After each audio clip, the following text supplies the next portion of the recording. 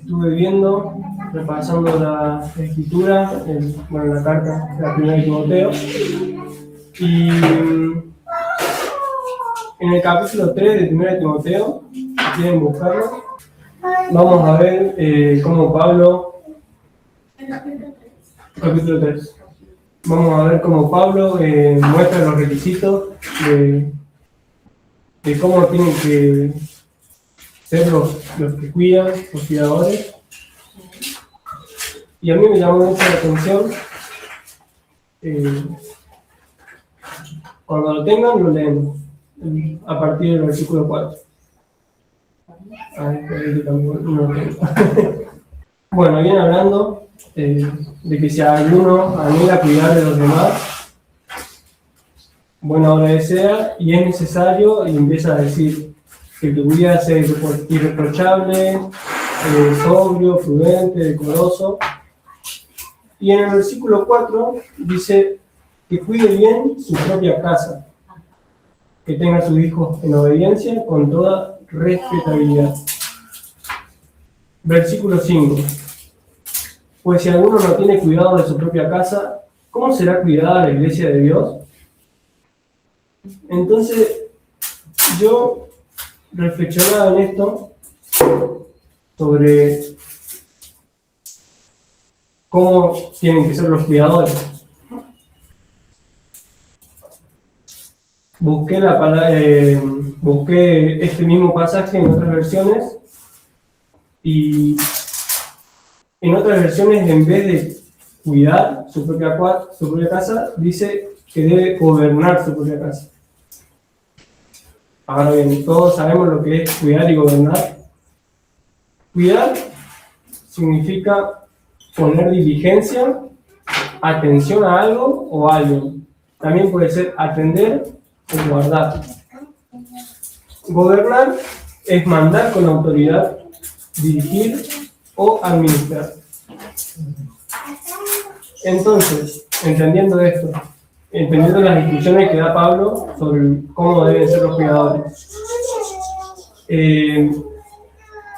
cuando dice que cuide bien su propia casa, uno se puede imaginar una casa física hecha de material, pero yo la verdad que no sé si está hablando solamente de una casa como algo físico.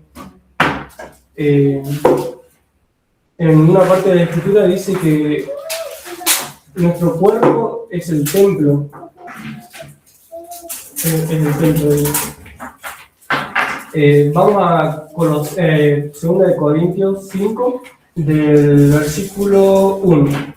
Dice: porque sabemos que si nuestra casa terrenal, este tabernáculo, hablando del propio cuerpo, fuera destruida, tenemos de Dios un edificio, una casa no hecha por manos, eterna en los cielos. Hasta ahí. Entonces, bueno, ahí sabemos que también, cuando se refiere a casa, también puede referirse a nuestro cuerpo. Yo creo que cuando habla acerca de cuidar nuestra casa, habla acerca de nuestro propio cuerpo, de este tabernáculo temporal, como dice en la escritura. Entonces, ¿a qué voy con todo esto? Que debemos estar prestando atención y cuidando lo que se nos fue dado para administrar, ya sea en lo físico, como también con estar cuidándonos de todo lo que nos distrae del propósito de Dios. Si vamos al versículo 15 del 1 Timoteo 3, volvemos a Timoteo, dice: por si me retraso, para que sepas cómo hay que comportarse en la casa de Dios, a esto de lo que vamos, que es la iglesia del Dios vivo, columna y baluarte de la verdad. Entonces entendemos que la casa de Dios es la iglesia del Dios vivo, o sea que su casa es su iglesia. En conclusión, si nosotros no estamos siendo cuidadosos en esto, en cuidar nuestra casa, nuestro cuerpo, ¿cómo yo puedo cuidar la iglesia de Dios? ¿Cómo yo puedo cuidar a mi hermano? Si yo no estoy cuidando, y no hablo del yo, de cuidarme a mí mismo, de sobreprotegerme a mí, sino de estar atento. De la buena administración. De la buena administración. si yo no estoy siendo diligente en la lectura de la Escritura, ¿cómo yo puedo estar edificando a mi hermano? Hoy, por ejemplo, cuando estuvimos reunidos con los chicos, en la conexión con los chicos de Moreno, a mí me sorprenden las preguntas que hacen, y hay muchas cosas que ellos preguntan y uno no tiene la respuesta, y si uno no está siendo diligente en la lectura de la Escritura, no está prestando atención a lo que está hablando el Señor en la iglesia, se encuentra con las manos vacías y no tiene con qué dar de comer a los que están con hambre y sed. Y esto no es otra cosa que ser ejercitados en la piedad, como habíamos entendido, ser ejercitados en el vínculo con la hermandad, para que también podamos fortalecer el pacto de amor. Eso tenía para compartir. Que lo tengo como la sana doctrina de edificación, como una sana doctrina. Esa edificación que dice David de procurar estar listos para cuando, ya sea el hermano Moreno, ya sea alguien que aparece con una pregunta, estar listos, estar preparados, no por ser sabiondos ni querer tener todo el conocimiento, sino porque esa sana doctrina es la edificación mutua, es cuidar la hermandad.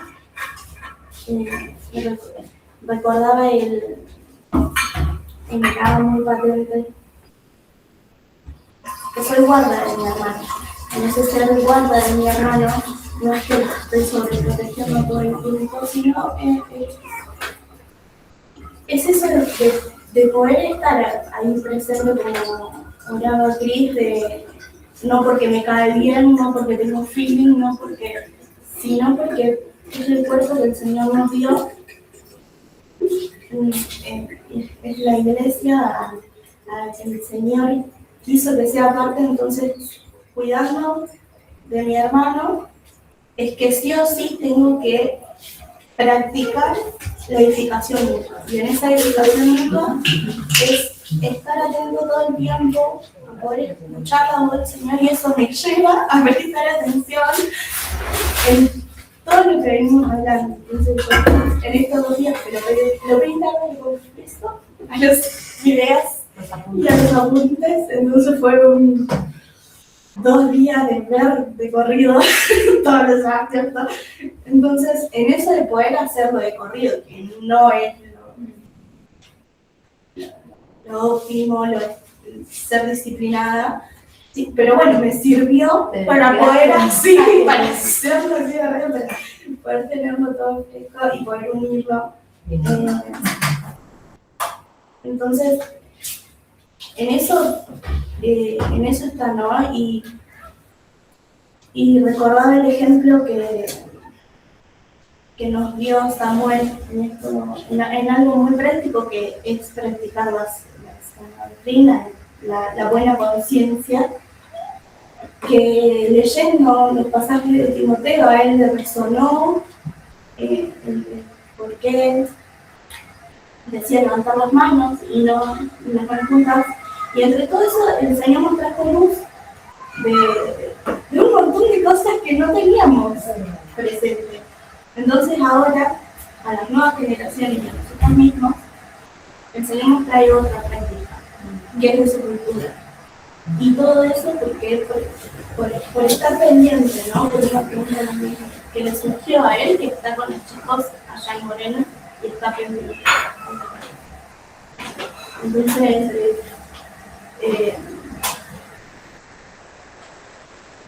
pensando en mi hermano y siendo guarda, en esto de siempre tener que oír su voz y estar atento para escuchar lo que el Señor tiene para dar a otros, yo también para recibir, practicamos con la licencia sana doctrina. Es un David. El Señor me preguntó un chiste y me volví a recordar cosas que ya tenía. hablamos de lo mismo en el momento que refuerza esto de ser bueno en mi hermano, que está en Mateo 22, 40.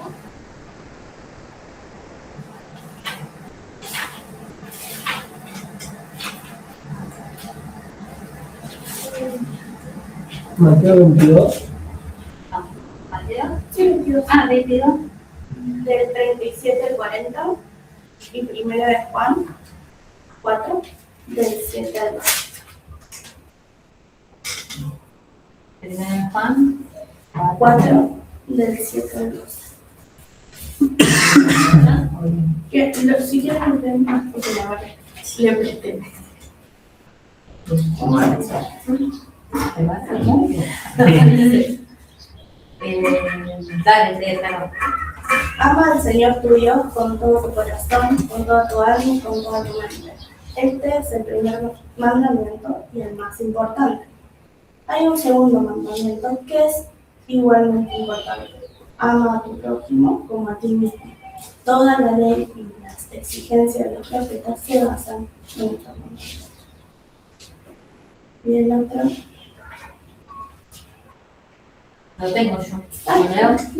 Primera Juan 4, 7 al 12. Amados, amémonos unos a otros, porque el amor proviene de Dios. Todo el que ama ha nacido de Dios y conoce a Dios. El que no ama no conoció a Dios, porque Dios es amor. En esto fue manifestado el amor de Dios en nosotros, en que Dios envió al mundo a su Hijo unigénito para que vivamos por medio de él. En esto está el amor. No en que nosotros hayamos amado a Dios, sino en que Él nos amó y envió a su Hijo como propiciación por nuestros pecados. Amados, si así nos amó Dios, también nosotros debemos amarnos unos a otros. A Dios nadie jamás lo vio. Si nos amamos unos a otros, Dios permanece en nosotros y su amor ha sido perfeccionado en nosotros. Así es. Es Un acto de amor, ¿no? Bien. Muchas gracias. Rebeca. Avanzamos.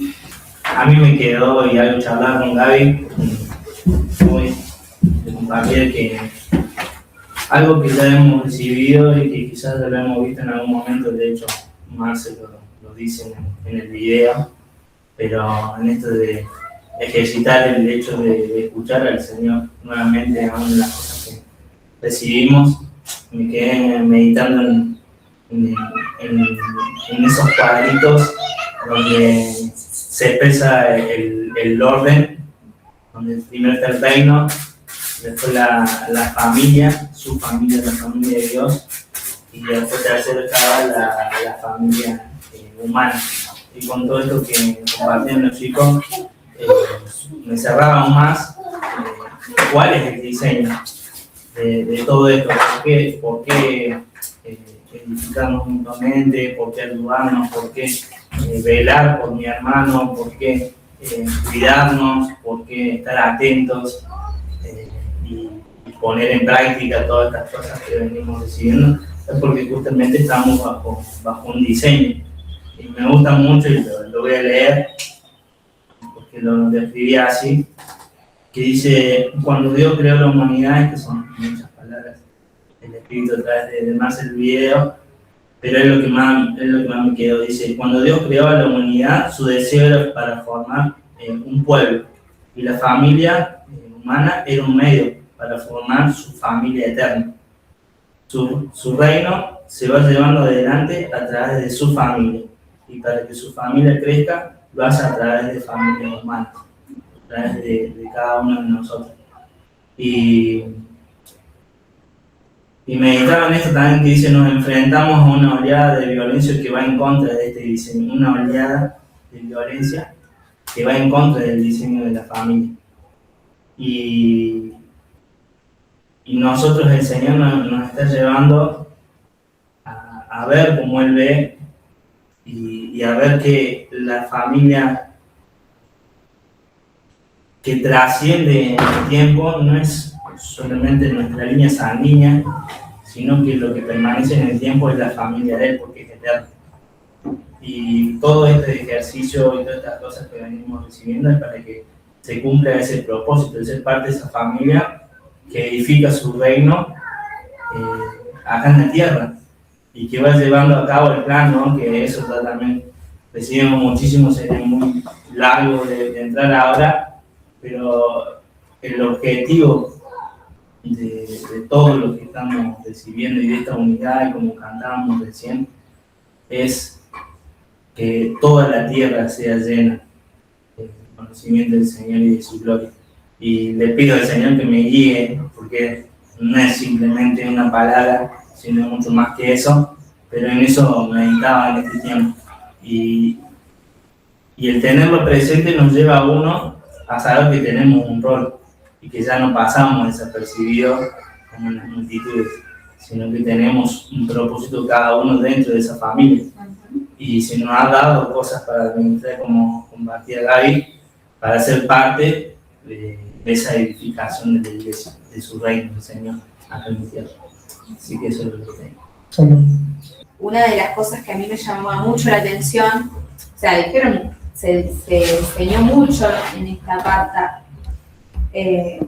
pero que es algo que el Señor nunca deja de tenerlo presente, de pasar por alto, de recordarle al pueblo, desde el principio hasta que me lo encuentro ahora otra vez y en varias oportunidades, es el tema de las viudas, de los huérfanos. O sea, es algo que el Señor no puede, o sea, no se permite descuidar en ningún momento. Entonces, quiero que leamos 1 Timoteo 5, del 1 al 4 nomás, y cómo cuidarnos en esto de el vínculo, o sea, cómo relacionarnos con el respeto, la honra que el Señor espera de nosotros como hijos. Y dice: no reprendas al anciano, sino exhórtalo como un padre, a los jóvenes como hermanos, a las ancianas como madres, a las más jóvenes como hermanas con toda pureza. Honra a las viudas, las realmente viudas, pero si alguna viuda tiene hijos o nietos, aprendan primero estos a ser piadosos con su propia familia y a recompensar a sus primogénitos, porque esto, a sus progenitores, porque esto es agradable delante de Dios. Entonces yo quisiera remarcar esto, o sea, porque quizás si no lo decimos se nos puede pasar por alto, porque no estamos quizás hoy en día en una edad en donde nos tengamos que hacer cargo de nuestros padres, pero sí nos va a pasar. Entonces, tener esto que le agrada al Señor, de poder, si somos hijos o nietos, ser piadosos primeramente con nuestra familia y recompensar lo que se nos ha dado por gracia, porque el Señor nos lo dio por gracia, tener una familia, tener unos padres, tener unos hermanos. E inclusive esa gracia, cuando nos acercamos al reino y lo conocemos a Él, es mayor, porque tenemos hermanas, hermanos, ancianos, ancianas, que inclusive merecen más honra todavía. Entonces, el poder abrazar esto, recordarlo una vez más y a la vez dárselo a la próxima generación, porque es lo que se espera de nosotros, y más en estos tiempos en donde la deshonra o la falta de respeto está muy de moda, muy de costumbre. La gente, de los jóvenes prácticamente no miran a la gente mayor ni a sus padres, no los consideran, no les tienen respeto, ni en la forma de hablar, ni en nada. Y lo mismo los padres hacia los hijos. Vos hoy en día, qué sé yo, vas al río y hay una mamá que tiene 20 años y le habla al nene como si fuera su hermano. Entonces, nosotros en el Señor poder abrazar esto que Él nos dio de amor, de respeto y de dárselo a la próxima generación, y los que cuidemos porque no es solamente nosotros preparándonos para cuidar a otros, sino cuidarnos entre nosotros también, porque hay que cuidar el vínculo, como decía la red. Bueno, nada, eso. Bueno, entonces yo ahora me voy a sumar. Ah, dale. Vamos armando ahí una línea. No quería dejar de tocar ese tema porque me resulta muy importante. Bien, está relacionado con lo que yo quiero compartirles, que es algo que me generó una inquietud cuando leímos y veíamos, acá en 1 Timoteo seguimos, en el capítulo 4, el versículo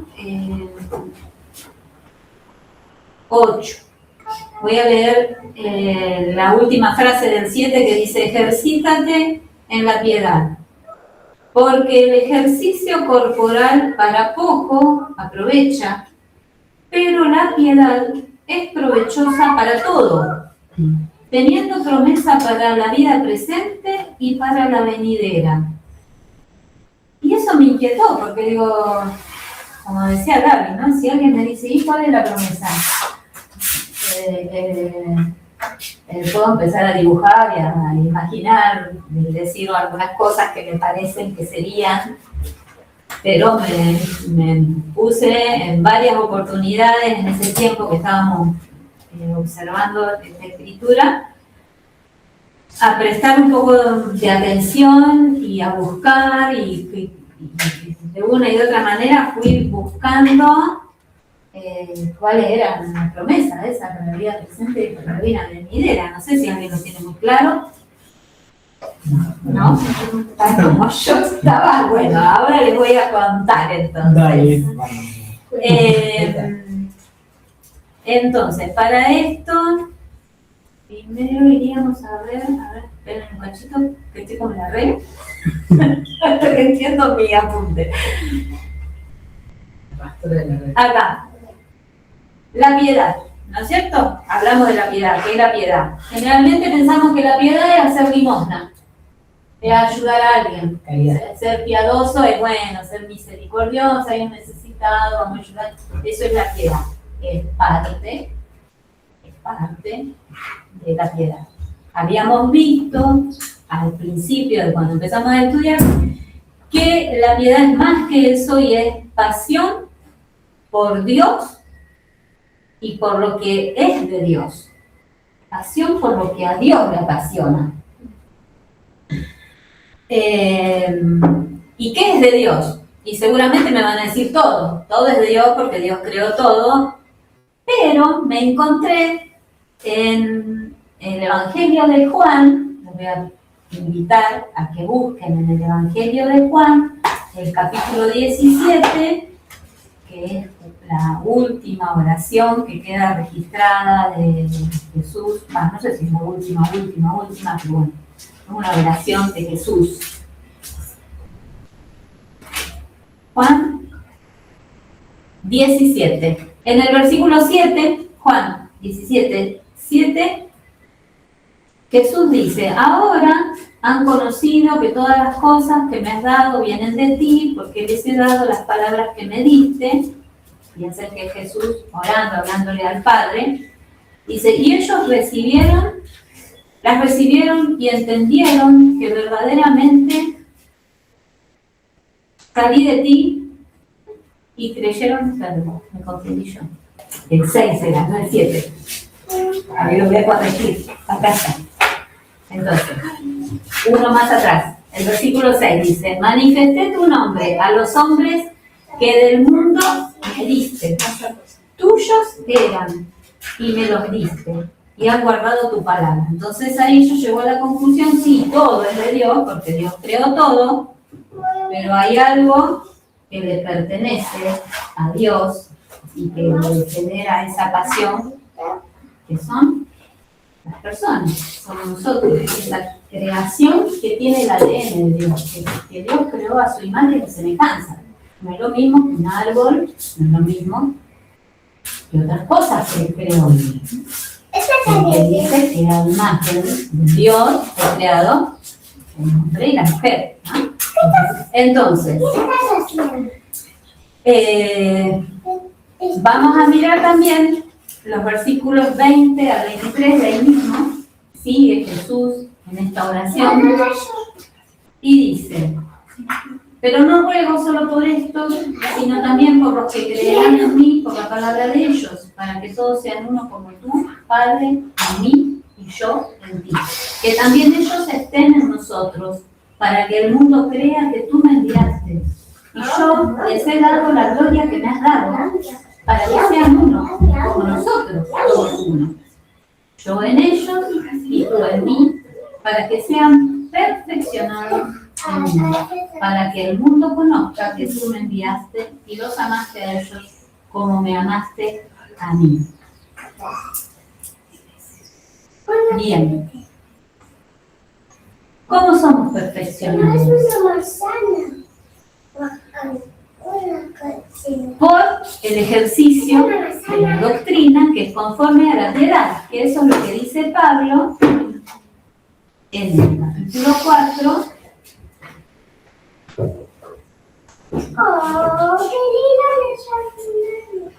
A ver si estoy en lo correcto.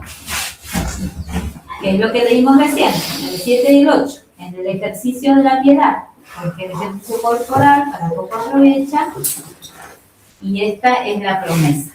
A ver si me ordeno un poco los pensamientos, porque me da la impresión de que no me estoy haciendo entender.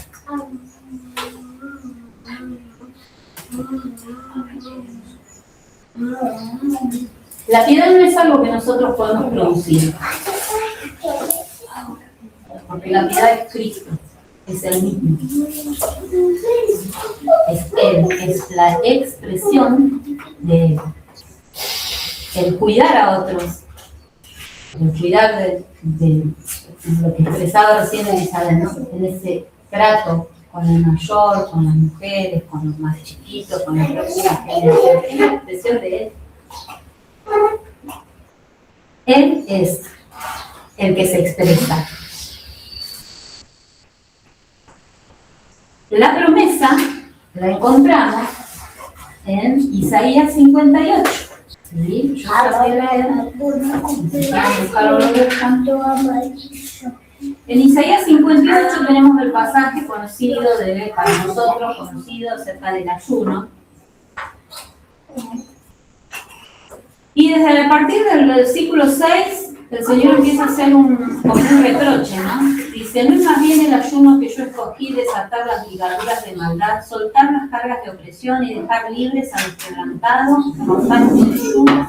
No es que partas tu pan con el hambriento y a los pobres errantes albergues en casa, que cuando veas al desnudo lo cubras y no te escondas de tu hermano. Entonces nacerá tu luz como el alba, y tu salvación se dejará ver pronto.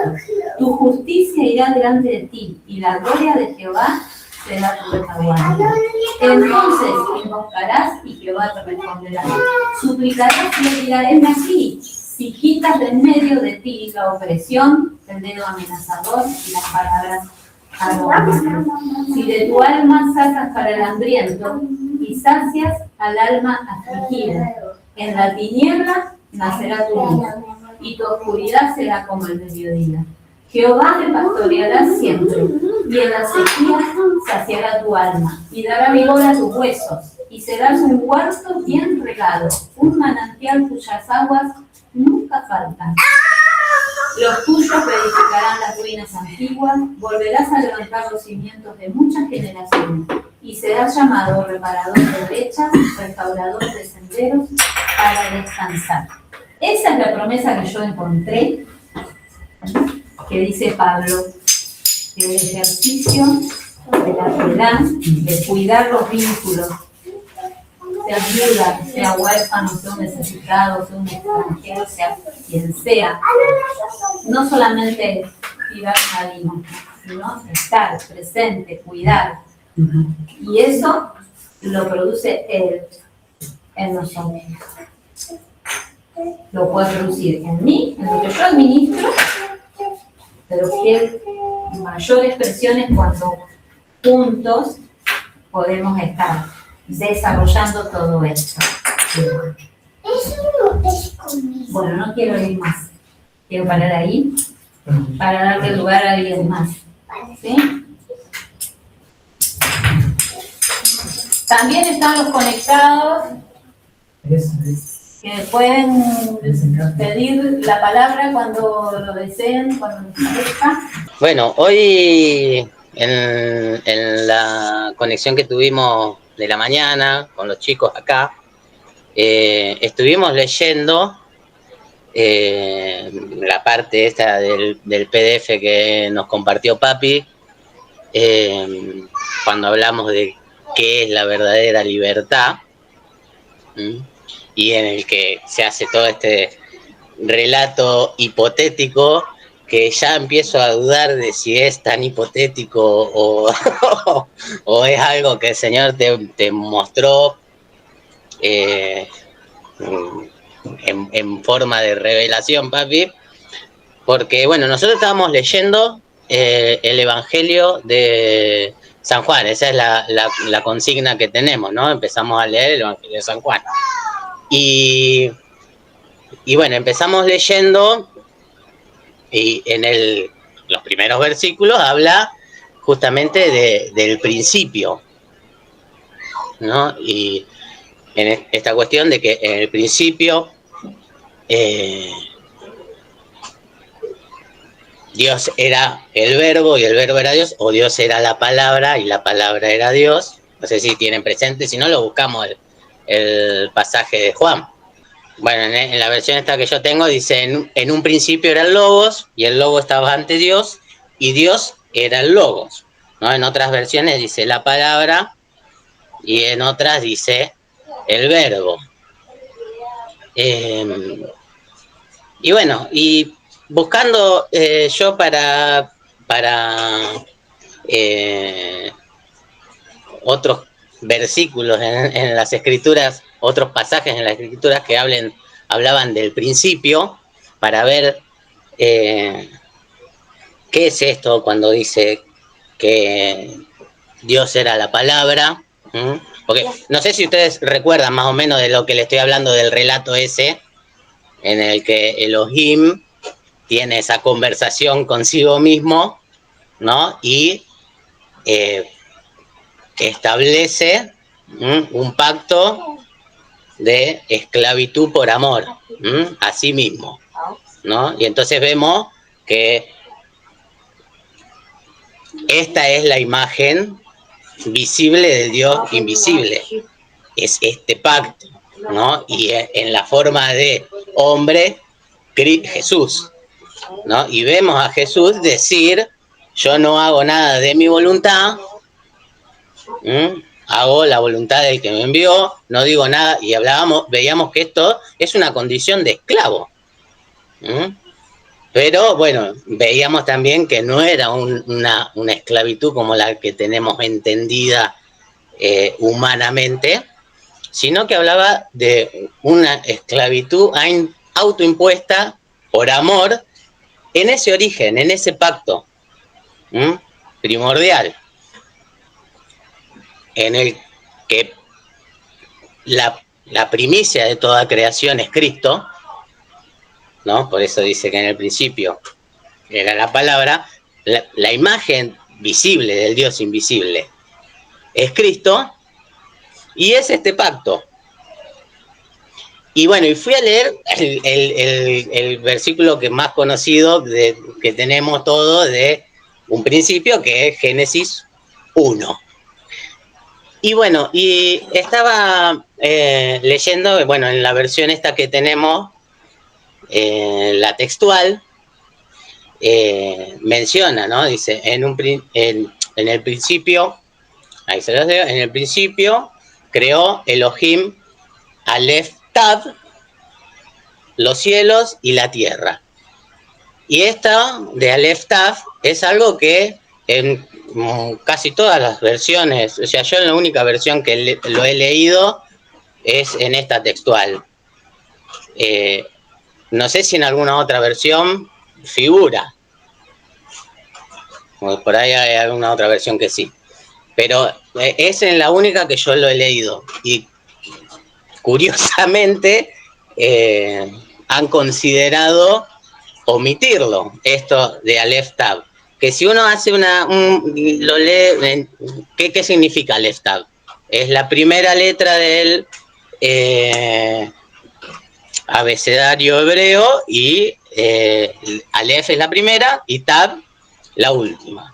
Es la misma expresión que sería el alfa y el omega, que sí aparece en otras partes de las escrituras, ¿no? De las cosas que han sido traducidas del griego, pero bueno, habría que recordar que todo eso que nos llega traducido desde el griego fue escrito por gente que su lengua madre era el hebreo. Entonces uno, todo lo que piensa, por más que los idiomas se pueden aprender, pero tu lengua madre configura tu pensamiento. Y cuando ellos habrán escrito alfa y omega, estarían pensando en Aleph Tab.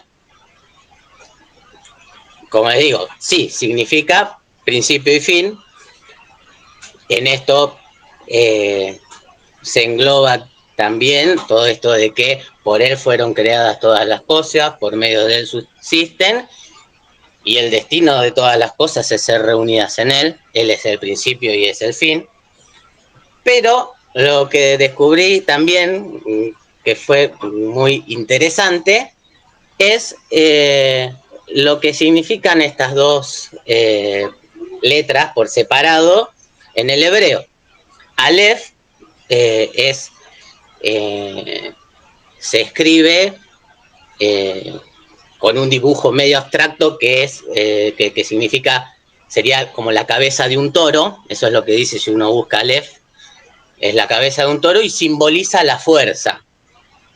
Y Tab es una cruz y significa señal, seña, marca, pacto. Entonces, cuando nosotros leemos Elohim, Aleph, Tab, o cuando hablamos de el alfa y el omega, o del principio y el fin, estamos hablando de lo que podría interpretarse a partir de esto que acabamos de ver como la fuerza del pacto, que es en lo que es la marca que tiene toda la creación y todo lo creado, y todo lo que no se... Porque ¿en qué se denomina? ¿Cuál es la definición también de fuerza? Una fuerza se denomina en física, es la capacidad de poder mover o ejercer una presión sobre algo que tiene un peso o impone una resistencia. Entonces, es la luz y las tinieblas, ¿no? Esta es la fuerza del pacto. Y bueno, y que todas las cosas se reúnan en este pacto, en la fuerza de este pacto, es que las cosas estén en la luz. Y bueno, todo lo que no sea de la luz, lo que no se alinee a este pacto, que de nuevo estaría bueno volver a leerlo si quieren, después en el PDF que habla de lo que significa la verdadera libertad y de lo que es este nuevo pacto que es desde el principio, tiene que ver con eso, con soy esclavo de Cristo por amor, y esclavo de Cristo, esclavo de la iglesia, esclavo de mis hermanos, y todo está teñido, todo tiene la señal de Aleph Tab, de la marca de este pacto. Y todo lo que no esté englobado en eso, sea la acción que sea, está en tinieblas. Por eso también cuando en otro pasaje nos habla de ese hoy a la mañana, esto me vino hoy a la mañana porque fue algo muy gracioso lo que pasó. Habíamos acordado que los chicos tenían que leer San Juan y leyeron Primera de Juan. Entonces entre las preguntas estaba esto del mandamiento nuevo, que en realidad es desde el principio,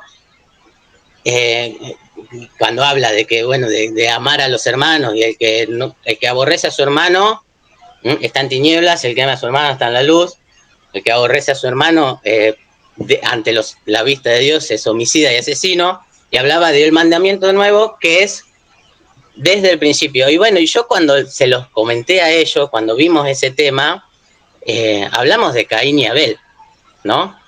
Como el mandamiento pensando en el principio, pero no es. Ahí, en Caín y Abel, lo que sucede es la infracción, o sea, la infracción donde se rompe una expresión de ruptura de ese mandamiento, pero no es el origen del mandamiento. El origen es ese es el pacto de amor. Por eso, todo lo que esté englobado, sea la acción que se alinee a ese pacto de amor, está en la luz. Todo lo que no, está en las tinieblas. Y bueno, eso era lo que lo que les compartí a los chicos hoy a la mañana, y lo que fue muy loco descubrir y muy apasionante. Ahí. Tremendo. Muy agradecidos, Nicolás, por lo que nos estás compartiendo. Muchas gracias. Muchas gracias. Wow. Bueno, lo mío es un poco más sencillo.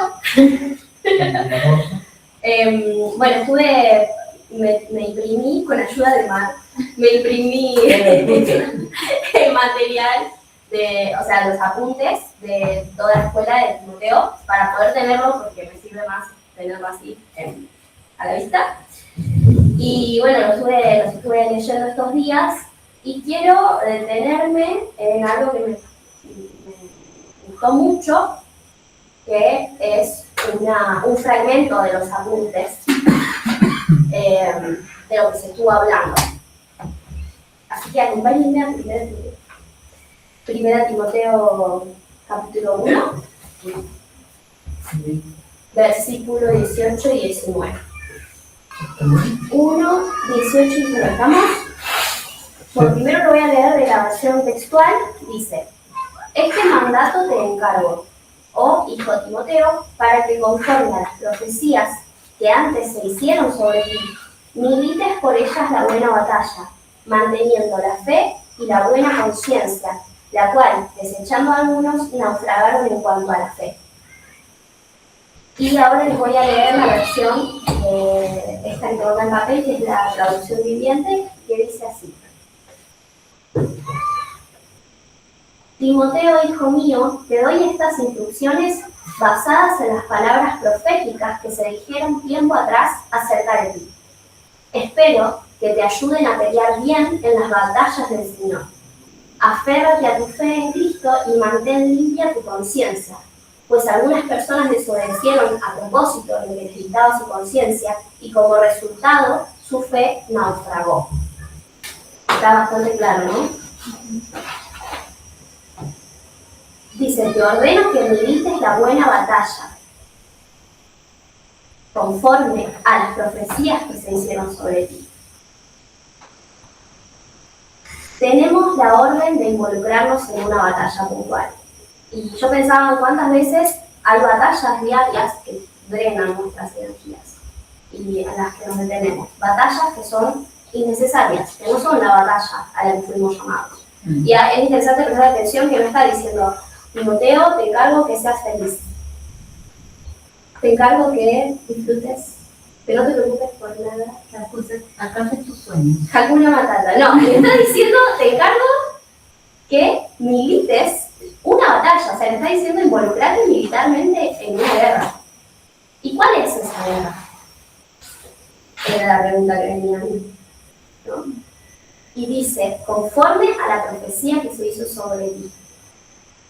Había evidentemente sobre Timoteo una palabra profética. Una palabra profética no es, sobre todo lo que te cuento a vos, porque nosotros por ahí ya lo solemos estirar y hablar.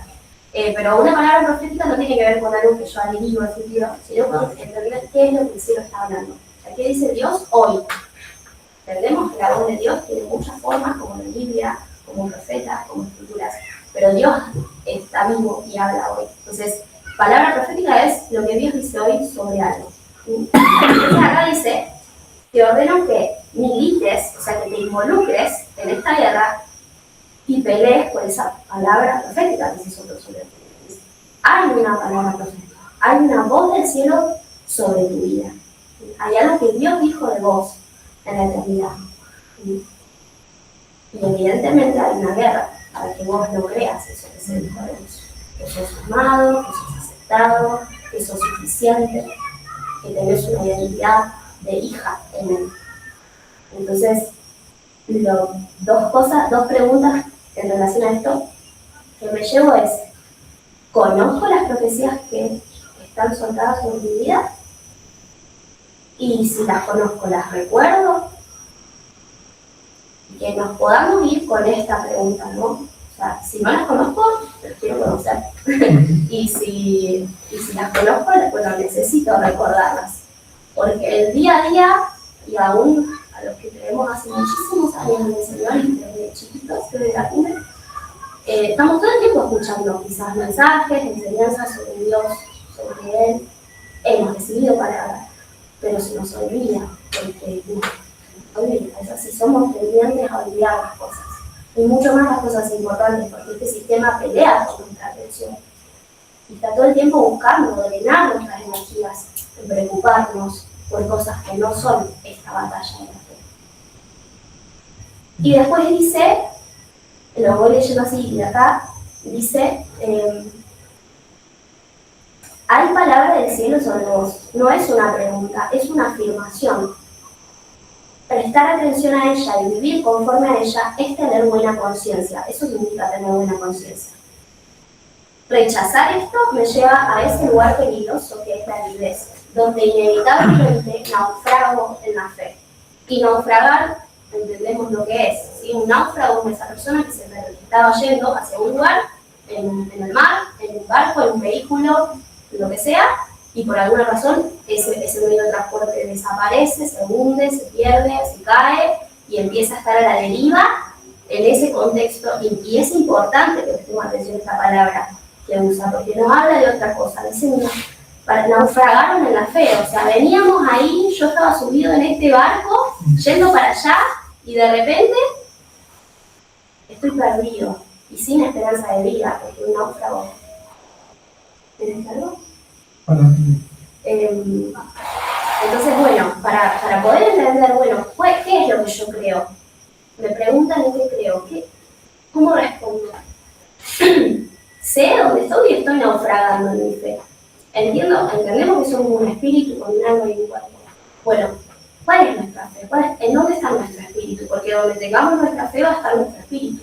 Si nosotros tenemos fe en, por ejemplo, Buda, nuestro espíritu va a estar unido a Buda, porque es un espíritu, y es un altar, es una entidad espiritual a la que la gente le rinde culto.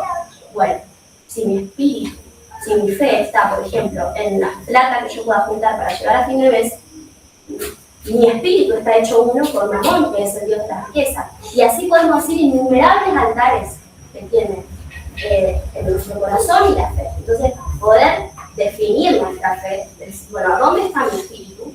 Y anclar mi espíritu en esto, definiendo mi corazón. Yo quiero seguir al Señor. Bueno, yo estoy siguiendo al Señor, no me voy a mezclar, no quiero naufragar. Entonces voy a recordar, a conocer las palabras que se soltaron sobre mí y a reconciliarme con ¿qué? Con mi propia identidad. A veces estamos perdidos porque no sabemos quiénes somos ni para qué estamos. Entonces, cierro con eso y me quedo con eso. Bien. Muchísimas gracias.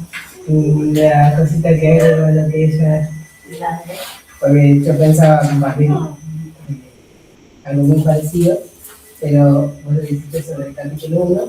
En el capítulo 4, el primer versículo, que lo leo rapidito, dice: pero el Espíritu expresamente dice que en los postreros tiempos algunos apostatarán de la fe, escuchando a espíritus engañadores y a doctrinas de demonios, por la hipocresía de mentirosos que han sido cauterizados en su misma conciencia. hasta ahí. A la vez de lo que estás hablando ahora. Algo que entendíamos durante este entrenamiento era que cuando dice los postreros tiempos, está hablando de estos tiempos, ¿no? Son los tiempos actuales.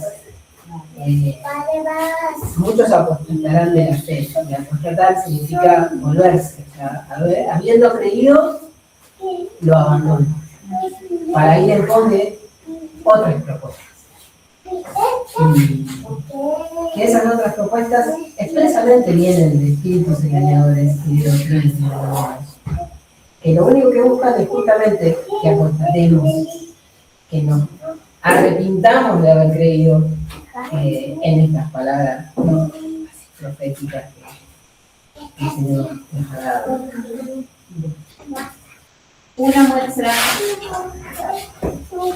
que está esto en pie sucediendo, esto que ustedes están diciendo, es algo que yo les voy a compartir ahora. ¿Cuál ahora? ¿Cuál de los dos? Quiero que miren los dos, miren el primero, que les compartí. Municipalidad de Santa Rosa de Calamuchita, invita.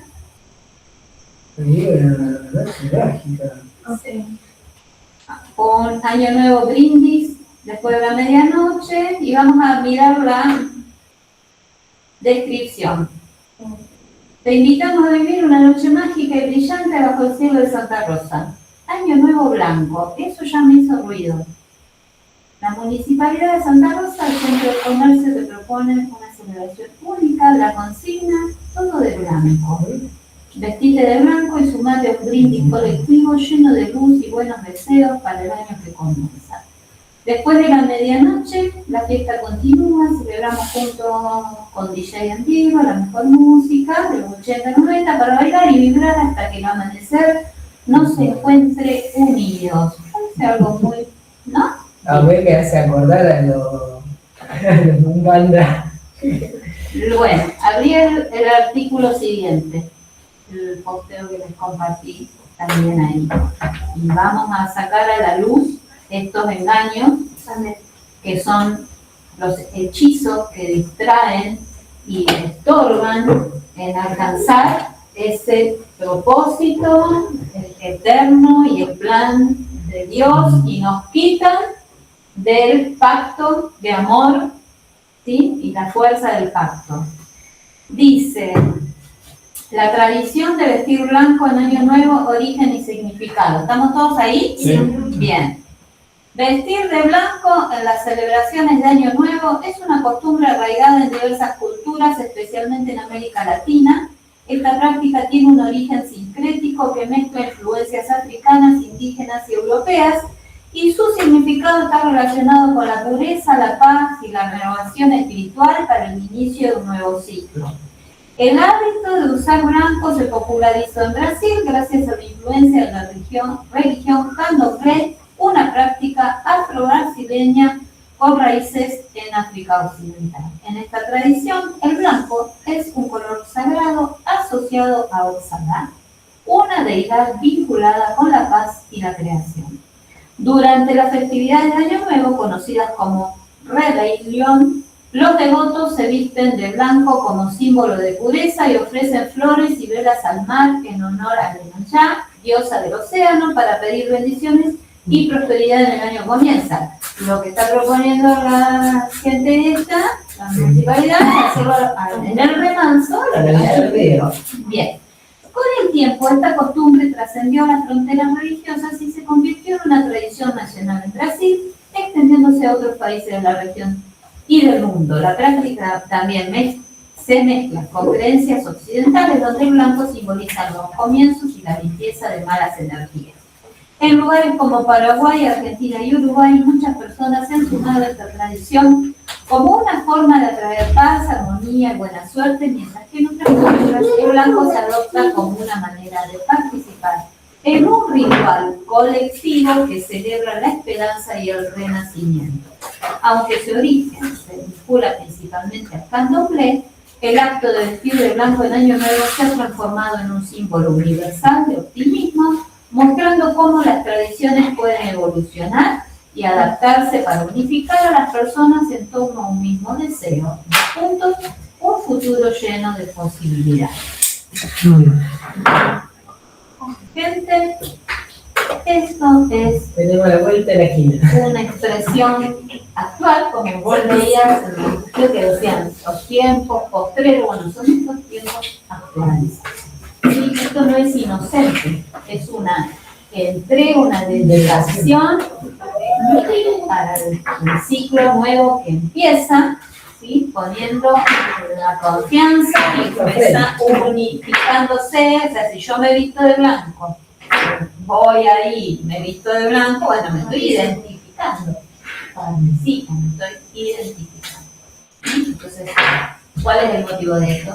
Vamos a hacer algo para que no lo hagan. No, las personas hacen como les parece. Los hijos del Señor, los que estamos en Cristo, nos hacemos.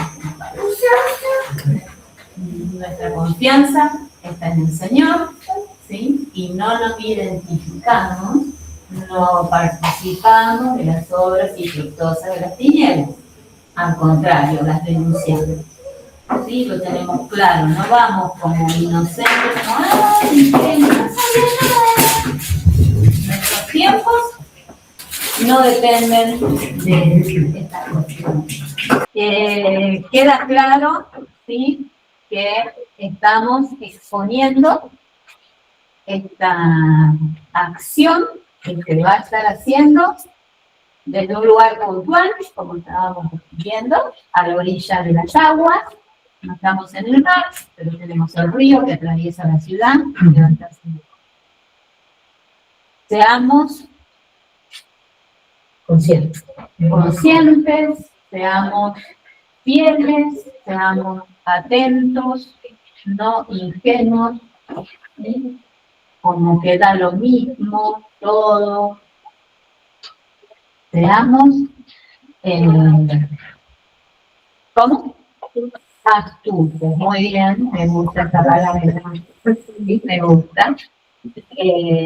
Y bueno, vamos a tener un tiempo también los profetas para escuchar lo que el Señor quiera decir en particular, ¿sí?, con respecto a esta acción que se va a estar llevando adelante en nuestra ciudad. Porque amamos, que si es de Dios tenemos pasión por todo lo que Dios ha hecho, no solo lo que vemos en lo natural, sino todo lo que Él viene desarrollando desde ese inicio, donde Él pacta en amor, en esa esclavitud, por amor, y nosotros estamos involucrados en eso.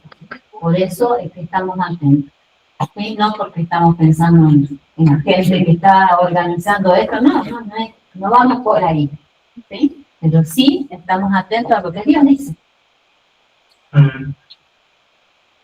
¿Bien?